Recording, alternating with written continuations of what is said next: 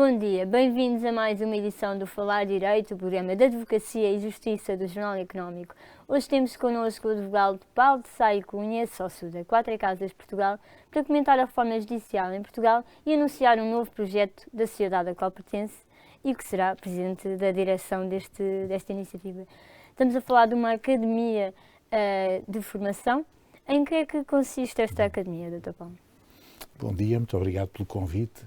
Bom, a academia é algo que surge na sequência de uma necessidade que nos foi transmitida, em vários casos, por vários clientes empresariais da Sociedade de Advogados, e que é a necessidade de ministrar formação profissional certificada com um elevado nível de qualidade. E, de facto, o processo de certificação de entidades formadoras é uma garantia da qualidade da formação que é prestada e, enfim, de formação que não se restringe necessariamente ao domínio jurídico, embora nós, pela natureza das coisas e por sermos uma sociedade de advogados, tínhamos sempre um foco especial exatamente nessa área, mas esta academia não tem uma vocação estritamente jurídica, portanto, abrangerá outras áreas de competência de formação de recursos humanos e destina-se, como dizia, a ministrar formação profissional que tem uma certificação da Direção-Geral do Emprego e das Relações de Trabalho, portanto, uma certificação que permite, inclusivamente às empresas que beneficiem desta formação que ministramos, dar cumprimento a obrigações da lei laboral em matéria de formação. Como sabe, hoje os trabalhadores das empresas têm um pacote de horas que tem que ser preenchido através de formação profissional. Esta formação que a Academia está habilitada a prestar é certificada e, sendo certificada, para além da tal garantia de qualidade que já mencionei, tem também a possibilidade de vir a ser cofinanciada, o que é mais uma vantagem para as empresas que entendam promover ações de formação com recurso à Academia. No fundo, a Quatro Casas vai se lançar na área da educação, uma parte virada para as empresas, para os colaboradores das empresas. Exatamente. A quem é que se pode inscrever, no fundo, nestas formações? As inscrições dependem dos propósitos deste tipo de formação. Não é uma formação dirigida especificamente a juristas. Pode ser, enfim, porque há possibilidades que hoje são perfeitamente acessíveis e que nós vamos explorar, e já estamos a explorar concursos que já estão disponíveis, como seja o e-learning ou o blended learning, e também vamos ter, naturalmente, modelos de formação presencial, de acordo com o modelo tradicional. Quais são as vantagens? Por um lado, recorrendo a modelos de e-learning ou de blended learning, é possível que cada formando adeque a formação à sua agenda, à sua disponibilidade de tempo, porque estes cursos vão estar disponíveis online, em parte pelo menos, e isso facilita o acesso aos conteúdos formativos e depois à avaliação que é feita. Porque uma vez que se trata de avaliação, de formação certificada, nós no fim de cada módulo ou de cada curso teremos sempre uma parte destinada à avaliação dos conhecimentos adquiridos. Bom, portanto, isso é algo que também assegura a qualidade da formação, uma vez que os formandos são obrigados, no fim do percurso formativo, a verificarem os conhecimentos adquiridos através desses módulos de avaliação. E os docentes, por assim dizer, será sempre alguém do escritório, convidados de faculdades? Como é que estão a fazer? Tudo está em aberto porque temos um corpo de associados e consultores da sociedade que são formadores certificados, portanto têm o curso de formação de formadores, um grupo já de mais de uma dezena de associados. Esses são aqueles que têm especiais capacidades formativas na área jurídica, mas não só, porque a nossa ideia é poder recorrer a formadores de outras áreas através de convites, de parcerias que podemos organizar, seja com organizações profissionais, seja com organizações setoriais das empresas. Por exemplo, para ilustrar com um exemplo, preparámos agora um curso sobre seguros que se destina a profissionais da área de seguros. É um curso que tem uma formação dada pela Autoridade Reguladora dos Seguros e dos Fundos de Pensões, também é certificado, desta vez não só pela Direção-Geral do Emprego, mas pelo regulador e supervisor da área, e em que, naturalmente, podemos recorrer a parcerias, por exemplo, com a Associação Portuguesa de Seguradores ou com as próprias empresas de seguros que entendam ter pessoas especialmente habilitadas a colaborar connosco. Portanto, é um projeto que tem o interesse, sobretudo, de estar a atuar numa área cujo potencial, seja do lado da oferta destes serviços, seja da procura, está em franco crescimento. E porquê que a Quatro Casas diz que não quer competir, no fundo, com a oferta formativa das universidades? Não é disso que se trata? Não é disso que se trata. Portanto, as universidades têm a sua formação académica de base. Esta formação é uma formação que será, sobretudo, focada no interesse das empresas e que pode ser feita à medida, portanto, pode ser modulada de acordo com aquilo que as empresas pretendem fazer. Se é uma formação destinada, por exemplo, a quadros intermédios, é personalizada. É personalizada. Nós podemos personalizar a formação para grupos de profissionais ou, inclusivamente, para um profissional, se for necessário. Imagine que uma determinada empresa vai contratar um cidadão estrangeiro para diretor-geral, ou para diretor de qualidade, ou para diretor de compliance. São situações que acontecem hoje, como sabe, com grande frequência. Se for preciso fazer o curso à medida de uma pessoa, portanto, e das necessidades formativas que nos sejam propostas, nós temos condições para o fazer. Bom, e, portanto, é de facto um projeto que tem este aliciante de entrar com meios novos e muito promissores numa área em que há uma crescente procura de serviços. Temos aqui já 4 cursos no catálogo. Pode-nos explicar que temas vão versar? Temos um curso que este talvez seja o menos inovador, mas é dos mais procurados, que é o curso de Direito para Não Juristas, que visa, quer dizer, não numa perspectiva provavelmente académica. Será o que terá mais procura. Tem muita procura porque, de facto, hoje em dia, este fenómeno é um fenómeno hoje irresistível. Quer dizer, nós temos níveis de regulação jurídica de todas as atividades que são cada vez mais exigentes e mais exaustivos. Isso significa que os tais quadros intermédios que têm que lidar no dia-a-dia com questões práticas têm que ter uma capacidade de identificar determinados problemas e de, pelo menos, os saber encaminhar para o local certo. Bom, esta formação de Direito para Não Juristas incide precisamente sobre estes pontos específicos da atividade de pessoas que não têm formação jurídica, mas que têm no dia-a-dia que resolver, muitas vezes na hora, ou quase de improviso, digamos assim, questões que têm implicação e consequências jurídicas. Bom, aliás, os jornalistas sabem isto por experiência própria, porque seriam com certeza beneficiários desta matéria. Mas, enfim, pronto, há outras questões que também se suscitam com interesse nestas áreas, e vou-lhe dar outro exemplo. Cada vez mais a economia digital tem interferência na forma como as empresas interagem com os seus clientes. Esse é outro dos domínios. Temos um curso também preparado já e pronto de economia digital. Bom, em que pode inclusivamente haver uma interferência da parte da formação jurídica para não juristas, mas focada em temas da economia digital. E os últimos 2? Os últimos 2 é um curso, tal curso sobre seguros de que falei, e um curso mais virado para a administração pública e para as concessionárias de serviços públicos, que é o curso de reequilíbrio financeiro.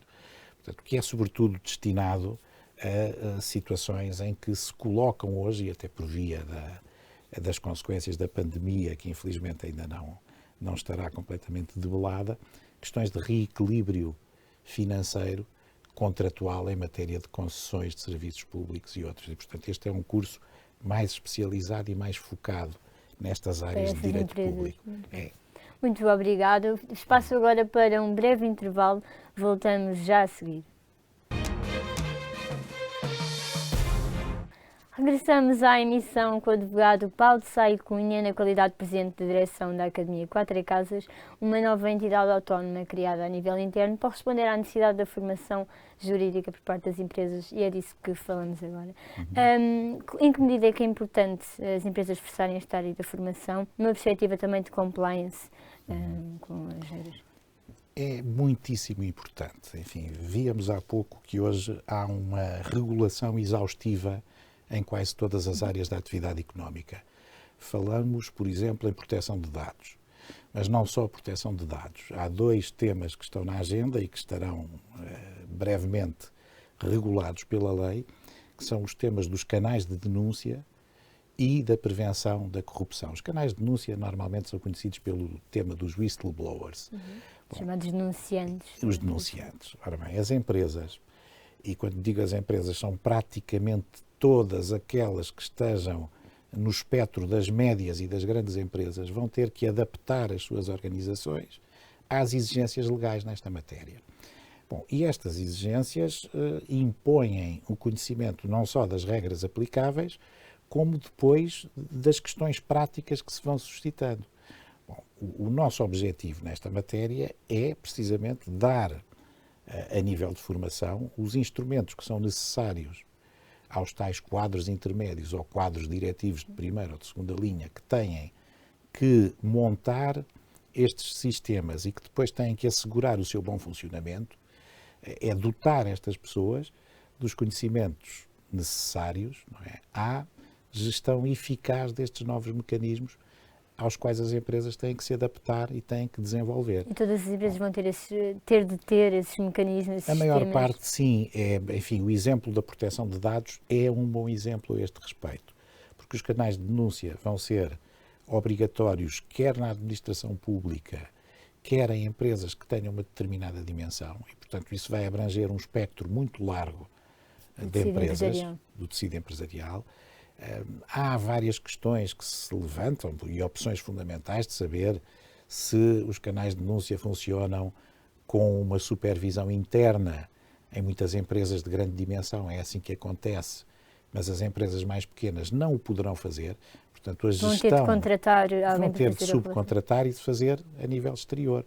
Agora, não deixam de ter, que a nível interno, não deixam de ter a necessidade de ter quadros formados com as tais capacidades de identificar problemas, de os encaminhar corretamente e de saber, no fundo, lidar com estas novas questões. Porquê? Porque em Portugal há muito ainda aquela ideia, eu diria hoje ingênua, do custo da oportunidade. Há muitos empresários em Portugal que ainda pensam que não vale a pena gastar dinheiro em sistemas de compliance quando a probabilidade de serem sancionados por não os terem, ou por os terem a funcionar mal, é muito baixa. A ideia é esta, portanto, eu vou ser multado, entre aspas, não é? Vou levar uma coima, porque não tenho aqui isto, mas qual é a probabilidade de eu ser sancionado? É muito baixa, portanto, não vou investir naquilo que é visto ainda como um custo não produtivo. Mas não é verdade, quer dizer, esta realidade hoje não é de todo em todo aquela que se verifica. Nós temos supervisores e reguladores que estão muito mais intervenientes, estão muito mais no terreno e atuam aplicando sanções. Mas as empresas continuam a ver os sistemas de compliance como um custo? Continuam a ver, mas vão, penso eu, rapidamente deixar de ver. Olha, basta estar atento ao que se tem passado na área do direito da concorrência e das infrações da concorrência. Multas recorde. Multas recorde e, sobretudo, uma atividade que se vê, que é visível e é atuante. Vamos pensar agora em temas de prevenção do branqueamento. A ASAI tem competência, por exemplo, em todo o setor comercial para fiscalizar o cumprimento das regras de prevenção do branqueamento. Quando esta fiscalização começar a atuar e a aplicar coimas, de facto o tecido empresarial vai sentir na pele a importância de ter atenção a estes problemas e de investir nos tais sistemas de compliance que previnem a prática das infrações. Mas esta prática das infrações está maioritariamente ligada ao erro humano? Não necessariamente. Muitas vezes são erros da própria concepção dos sistemas que têm que ser adaptados à própria evolução da Ou seja, realidade. não sabem como concebê-los e acabam por ir. Um exemplo que todos temos bem presente. Esta situação do tráfico de diamantes por elementos das Forças Armadas que estão em missões no exterior é o exemplo de como os mecanismos de compliance das próprias Forças Armadas têm que ser adaptados a uma nova realidade.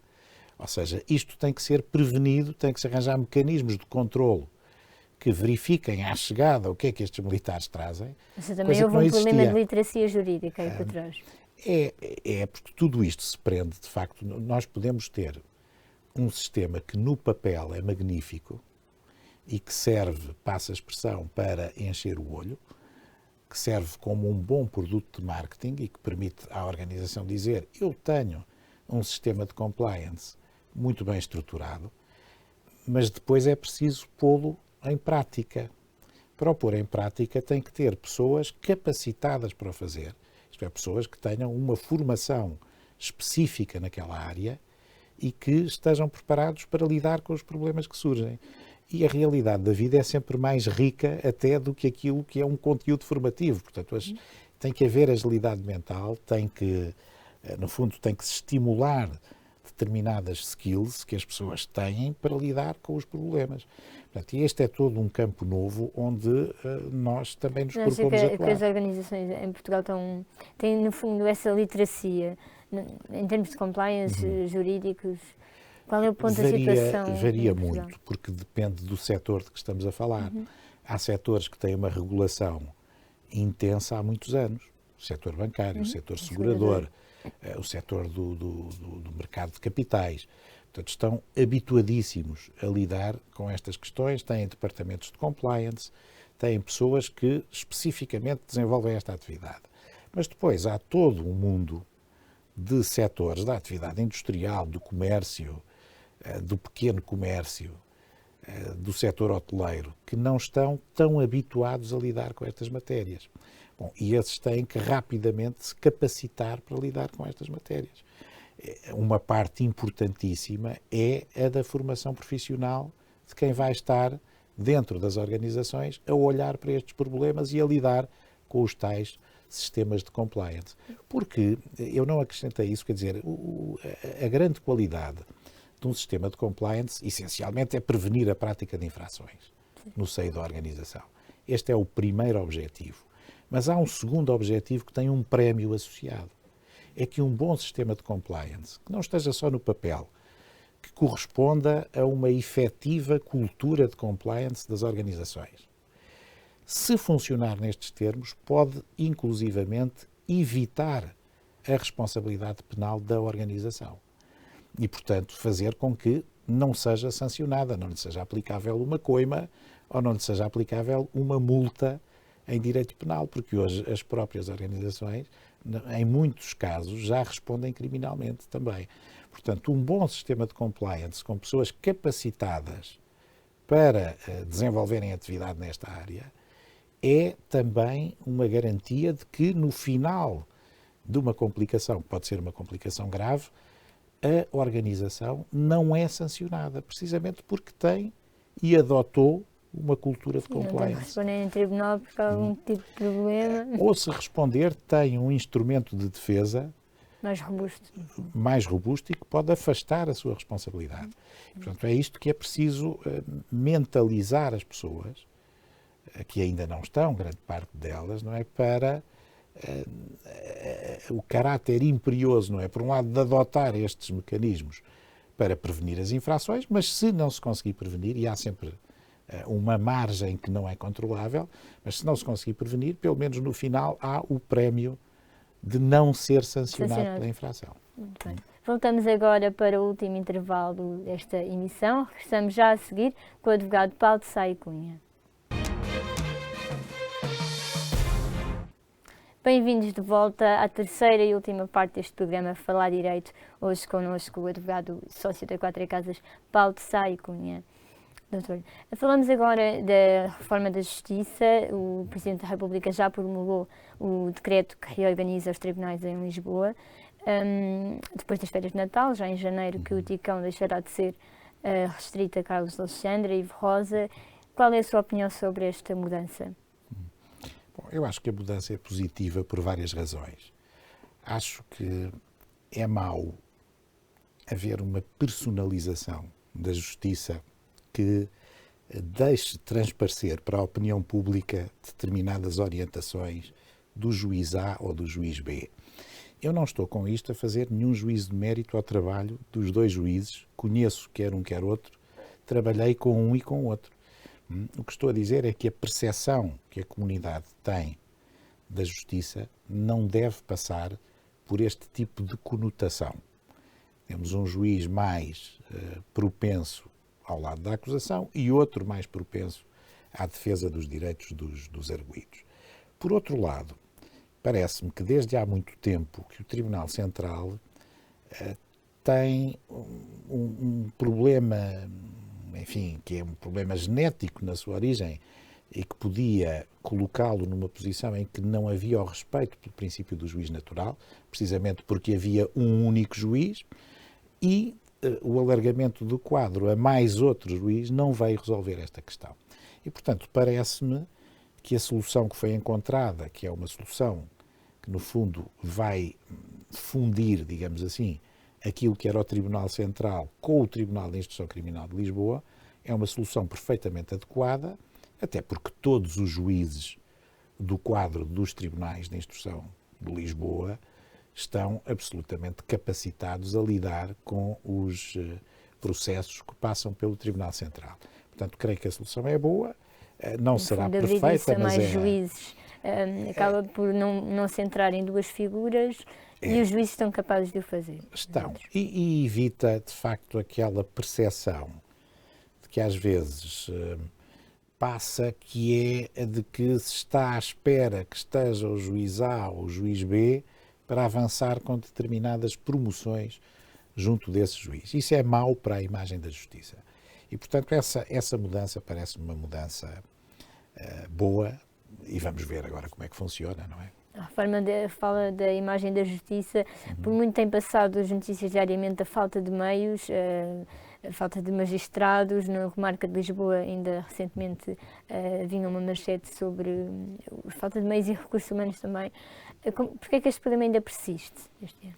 Eu não tenho a ideia de que exista uma falta de magistrados. Pode ser pontual, mas penso que o problema da tão propalada e tão repetida escassez de meios é mais um problema de gestão de meios. Não é tanto um problema de falta absoluta de meios. O que falta, e isso nota-se, nós advogados notamos pela morosidade dos inquéritos, o que falta é, sobretudo, conhecimento especializado em áreas que não são jurídicas. A falta dos peritos contabilísticos, peritos informáticos, sobretudo, não é, para analisar parte da prova da criminalidade económica e financeira, que é extremamente complexa e que tem circuitos que são às vezes difíceis de descobrir e de seguir e que exigem conhecimentos especializados que os próprios magistrados não têm. Bom, e depois tem que haver uma gestão dos recursos disponíveis. Isso na justiça como em qualquer setor de atividade. Os recursos vão ser sempre insuficientes. Não, são mal geridos. Eu acho que tem que se definir claramente opções de política criminal. Nós temos que decidir o que é que queremos perseguir prioritariamente.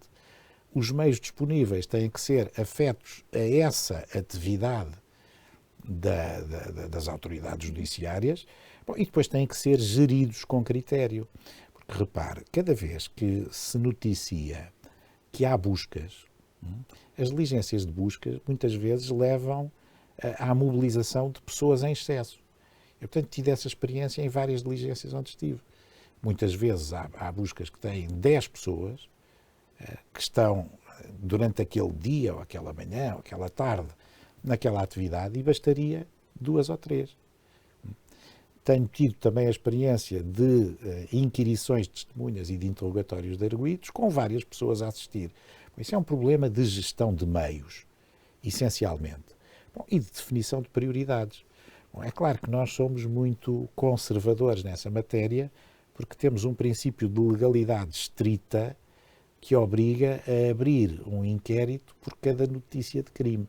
Bom, e isto dificulta, portanto, este critério estrito pode ser uma dificuldade ou constituir uma dificuldade à gestão dos recursos disponíveis. Devíamos ter uma maior flexibilidade e esta ideia de opções de política criminal devia ser acolhida na lei de outra forma. Mas já agora também lhe digo, Qual era a solução que poria na lei? Fiquei um bocadinho frustrado relativamente a um projeto de lei que vi e que está na Assembleia da República, não sei que destino é que vai ter agora com a dissolução iminente da Assembleia da República, mas que é o projeto de lei do Governo que visava dar corpo às medidas da Estratégia Nacional Anticorrupção que foi tornada pública há mais ou menos um ano. Bom, uma dessas medidas contribuiria muito para a celeridade das investigações, era a de se poder aproveitar no processo penal a prova reunida em investigações internas. Hoje as organizações, as grandes empresas fazem muito isso. Quando têm suspeitas da prática de infrações no seu seio, fazem uma investigação interna e têm uma capacidade de mobilizar meios de investigação que as nossas autoridades judiciárias não têm. Podem fazer uma perícia informática em 2 meses, uma perícia contabilística em 2 ou 3 meses. As grandes empresas têm essa possibilidade. As grandes empresas têm essa possibilidade e fazem-no cada vez mais, precisamente por exigência dos procedimentos de compliance que adotam e para prevenirem a sua própria responsabilidade. Bom, uma das medidas que era preconizada na Estratégia Nacional Anticorrupção era precisamente agilizar a forma de transpor essa prova para os processos de crime, de tal modo que essa prova pudesse ser valorizada no próprio processo de crime. Acho que isso era uma mais-valia. Era uma mais-valia e, em termos de poupança de meios e de celeridade, era um contributo magnífico. Tenho a certeza absoluta disso. Mas achas que chegará a bom porto? Não, acho que não, porque aquilo que vi no projeto de lei, que depois visava, no fundo, transpor para a letra da lei as medidas preconizadas na estratégia, acaba por não ter nada a este respeito. Não diz nada a este respeito. E, portanto, o que vai acontecer é que nós vamos estar, como já acontece hoje em dia, muitas vezes a entregar prova, que já é uma prova, enfim, adiantada de determinadas infrações, em que parte do trabalho está feito e que chega ao Ministério Público e que depois o Ministério Público, por várias razões, sobretudo de inadequação legal, não sabe se, como e em que termos pode aproveitar. Porquê? Porque, como a lei não é clara a este respeito, se depois isto suscita uma proibição de prova, uma nulidade ou uma complicação qualquer, isto pode deitar por terra um inquérito por razões de ordem meramente formal. Bem, por isso é que teria sido bom aproveitar esta oportunidade para que a lei regulasse a matéria. Essa estratégia da qual também tenho comentado. Pareceu-lhe bem o PSD deixar de cair aquela parte sobre os acordos sobre sentença também numa vertente de acordo de consenso parlamentar? Os acordos não eram bem acordos sobre sentença, eram acordos sobre a pena aplicável. Tinham um grande interesse, são uma medida inovadora. Eu percebo que para uma mentalidade mais conservadora se possa, de uma forma precipitada, entender que aquilo não encaixa bem no nosso sistema jurídico. Bom, eu penso que o que existia e existe na proposta do Governo é bastante razoável e, portanto, podíamos fazer a experiência e ver como é que funciona. Mas estamos a falar de uma coisa diferente, porque esses acordos têm, sobretudo, incidência na fase de julgamento. Facilitam a prova em julgamento e garantem, de forma mais certa e segura a quem faz o acordo, aquilo com que poderá vir a contar relativamente à sanção que lhe vai ser aplicada no julgamento. O grande problema da morosidade dos processos na área criminal não é tanto a fase de julgamento. É mais a fase do inquérito, portanto, a fase da investigação criminal.